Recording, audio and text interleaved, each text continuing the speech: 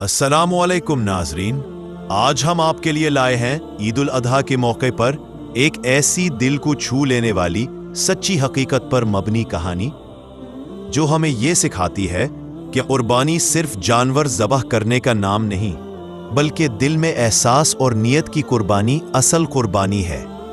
आइए सुनते हैं। ईद उल अजहा की सुबह थी। गांव में हर तरफ खुशी, हंसी और गोश्त पकने की खुशबू फैली हुई थी। रशीद साहब ने 2 बड़े बैलों की कुर्बानी की थी। उनके घर गोश्त के अंबार लगे थे। दोस्त, अजीज और रिश्तेदारों की कतार लगी थी। हर किसी को गोश्त की भरपूर पैकिंग दी जा रही थी, लेकिन रशीद साहब ने गरीबों और ज़रूरतमंदों को नज़रअंदाज कर दिया। इसी गांव के कोने में अम्मा ज़ैनब अपने 2 यतीम पोतों के साथ रहती। सुबह से बच्चों ने गोश्त की फरमाइश की, मगर हांडी खाली थी।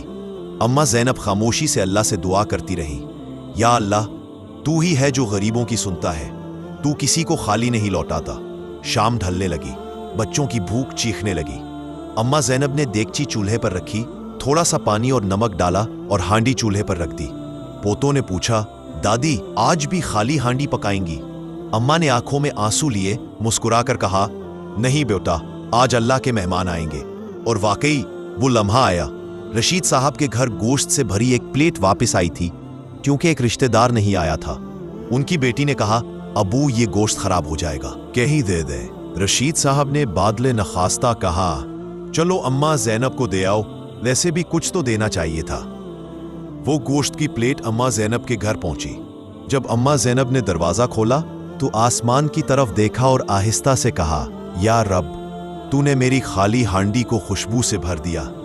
ईद उल अजहा की असल रूह ये है कि कुर्बानी के गोश्त में गरीबों और ज़रूरतमंदों को सबसे पहले याद रखा जाए। सिर्फ रिश्तेदारों और दोस्तों को देना काफ़ी नहीं, बल्कि जो खुद नहीं खरीद सकते उन तक पहुंचाना कुर्बानी की असल तकमील है। कुरान कहता है, फ़कुलू मिन्हा व अतइमुल बैइसल फ़कीर, यानी इस कुर्बानी में से खुद भी खाओ और मुहताज और फ़कीर को भी खिलाओ।